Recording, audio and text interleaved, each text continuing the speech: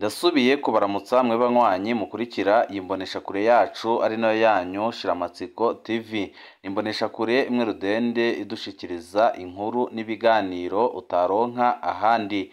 Uyu ni umwanya w'amakuru agezweho ari kuvugwa ngaha mu gihugu c'u Burundi, aho ino mbonesha kure yacu ari nayo yanyu Shiramatsiko TV ibategurira amakuru ahambaye cane abari kuvugwa mu bisata bitandukanye, aho twibanda cane ku makuru abari kuvugwa ku gateka kazina muntu, abari kuvugwa mu butungane, abari kuvugwa mu cibano, abari kuvugwa ku mbuga ngurukana bumenyi ndetse n'andi yose mutamenye mamwaranyegejwe turatohoza amaze tukabashikiriza ido nido. Tubazaniye amakuru ahambaye cane kandi adahumuriza ari kuvugwa ngaha mu gihugu c'u Burundi, aho ibihangange byamaze gusubiranamo ku buryo bukomeye cane kubera uwahoze ari umushiranganje wa mbere w'igihugu c'u Burundi. Turaza kubigaruka ko mu idonido ry'aya makuru, turaza no kubabwira ibintu bihambaye cane kandi byerekana ko Uburundi bugeze ahatemba, byatangajwe no haranira agateka kazina muntu Pacifique Ninahazwe umaze igihe kinini utabariza abarundi bari mu kaga, akaba yavuze amajambo akomeye kandi adahumuriza ku butegetsi bwa Perezida Evariste Ndayishimiye, aho yagaragaje ko ubu butegetsi ataho bushobora gushikana igihugu c'u Burundi, kandi akerekana ko byose biriko birakorwa na Perezida Evariste Ndayishimiye, kuko Perezida Evariste Ndayishimiye niwe ugomba kubazwa amakosa akomeye cane ariko arabera ngaha mu gihugu c'u Burundi, kuko ahagarariye abayakora kandi akaba ntaco ariko arakora kugira ngo ahagarike ibigibi biriko biraba ngaha mu gihugu c'u Burundi. Bamwe n'abandi ati Perezida Evariste Ndayishimiye igihe cyari kigeze kugira ngo atange imihoho, kudeta irakenewe mu gihugu c'u Burundi. Abandi nabo ati kudeta ntago ikenewe kuko kudeta yose irasesa amaraso, ahubwo igikenewe nuko Perezida Evariste Ndayishimiye nawe yiyumviriye ubwe akareba ingorane abarundi barimo, yagakwiye gutanga imihoho ku neza y'abarundi ndetse no ku neza yabiwe, kuko biboneka neza ko igihe atatanze imihoho byanze bikunze bishobora kumukomerana, ariko nonaha arafise ubushobozi bwo gutanga imihoho amaze akagumya akidegembya, ariko igihe abarundi bazabafashavuriye bakamukura ku butegetsi byanze bikunze bazahita bamwinjiza igitega nk'aho Generali Aringiyome Bunyoni ari, kuko ntiyari igihangange kumusumba, kandi n'amakosa Bunyoni yakoze ntasumba ayo Perezida Evariste Ndayishimiye yakoze. Tubazaniye amakuru ahambaye cane kandi adahumuriza ari kuvugwa mu gihugu c'u Burundi, niyo tugira ngo tubashikirize. Wowe ico usabwa nta kindi, niba ukunda amakuru n'ibiganiro ukaba utarapyonda kuri sabone canke subscribe ku bakoresha ururimi rw'icyongereza, aka ni akaryo keza ko gupyondaho kugira ngo ko dushizeho amakuru n'ibiganiro bene nk'ibi ujye uba uwa mbere mu gusikirwa nabyo. Kubera iki ibintu bimeze gutya biriko biraba ngaha mu gihugu c'u Burundi? Agateka kazina muntu kariho ku neza yacu twese, abakuru n'abato. Sinababajwe n'amajambo ya Petero Nkurikiye, niko yakoresheje imvugo yiwe yo kutwanka ariko yemeje igikorwa twebwe dukora. Nkurikiye yerekanye abantu batandatu avuga ko bari mu bamaze iminsi batera amagrenade mu gisagara ca Bujumbura ndetse no mu gihugu cose c'u Burundi. Muri abo aravugamwo uwitwa Canesius Nsabimana yoba yari yarahaye indaro uwo bavuga ko ari we yataye grenade kuri transformateri mu Ngagara muri Ndamukiza 2024. Ngo rero bagiye kumufata uwo muntu yari afise ubutumwa yandikiye buvuga ngo baramfashe murantabariza. Ubwo butumwa arabwandikiye Ndondeza. Murazi ko Pacifique Ninahazwe ari we uhagarariye Ndondeza.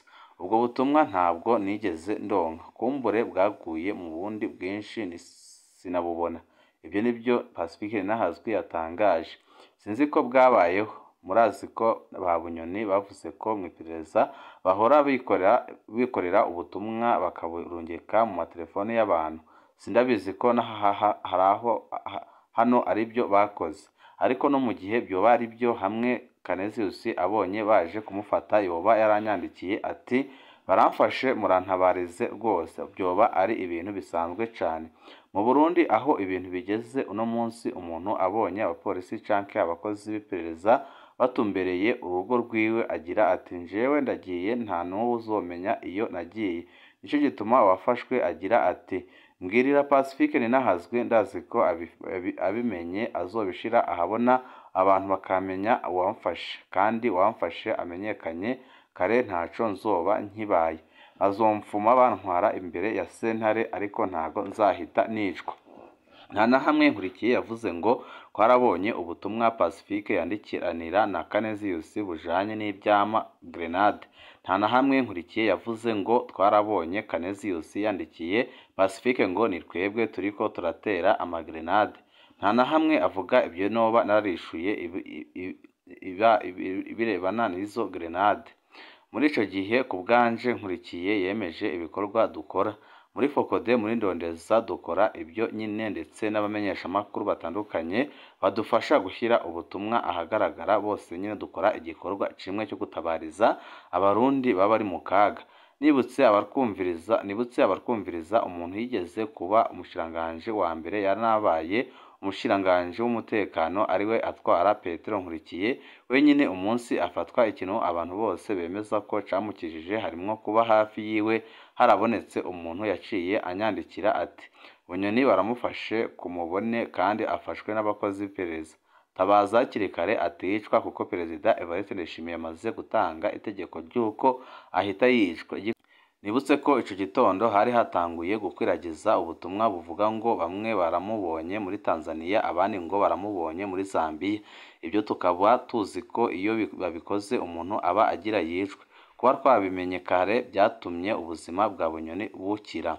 Rero nimba Bunyoni yahoze afata nk'umwansi wa mbere w'igihugu, nimba umunsi afatwa yaratahuye ko umuntu wa mbere yamutabariza ari njewe, mbega ni gute umunyagihugu asanzwe yahoze aho nyangwa na Bunyoni we atantabaza? Ni gute Perezida Evariste Ndayishimiye wese mu minsi iri imbere atazantabaza igihe azaba afashwe ko nawe ibyo ariko arakorera abarundi biteye ubwoba?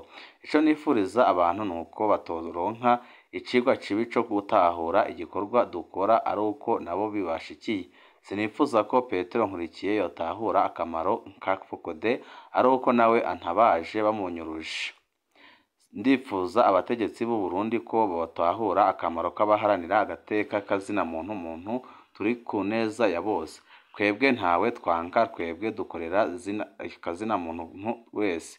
Agateka kazina muntu kariho ku neza ya twese, kariho ku neza ya Perezida Ndayishimiye, kariho ku neza y'umushiranganje wa mbere Gervais Ndirakobuca, kariho ku neza ya Petero Nkurikiye, kariho ku neza y'umutwara iperereza, kariho ku neza y'umunyagihugu w'icendajuru, kariho ku neza ya bose. Dukwiriye kukubaha twese kuko umunsi umwe wese muri twebwe ashobora kwisanga mu mwanya akeneye ko itegeko ryiwe ryubahirizwa, kandi akeneye ko hari uwo semerera kugira ngo iteka ryiwe ryubahirizwe.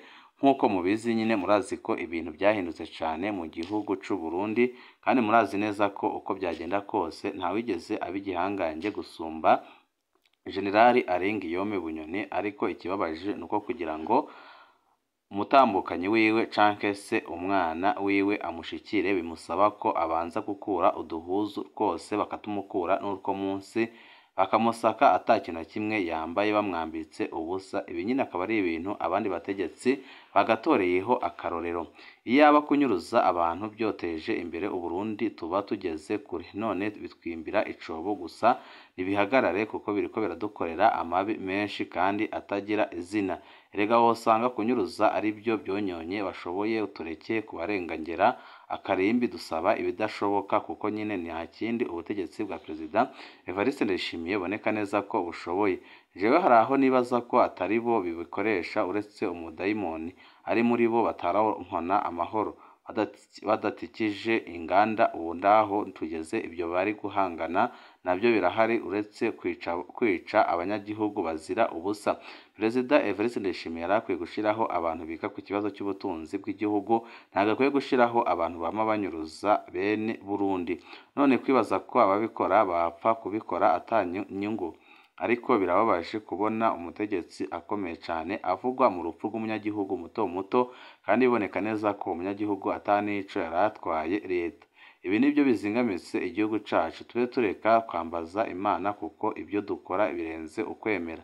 Nta none Imana irihangana kuba itarasenyura iyi ntwaro iguma inyuruza abantu bakaburwa irengero. Imana irihangana n'ukuntu iyi ntwaro igumya ibeshera Imana ngo yayishize imbere.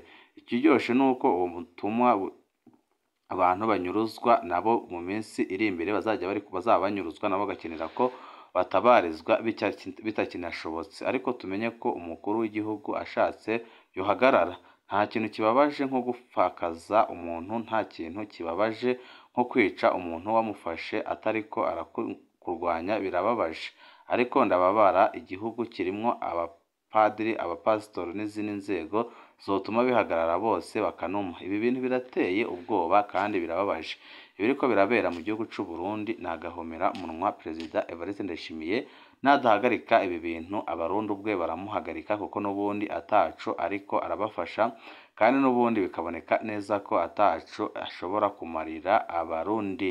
Katolika isabwa gukurikirana cane ibijanye n'amatora yimirije mu mwaka wa 2025 na 2027 mu gihe abarundi biteguriye amatora ateganijwe muri 2025. Ahoze arongoye Uburundi Sylvestre Ntibantunganya ahamagarira idini rya Katolike kuja mu bazokurikirana ayo matora. Yabishikirije ku isabukuru igira 52 y'igandagurwa rya Padiri Michel Kayoya yishwe ku wa 15 Rusama 1972. Ukwibuka uwo musaridote byabereye ku mugwa mukuru wa politike Igitega ku munsi wa gatanu.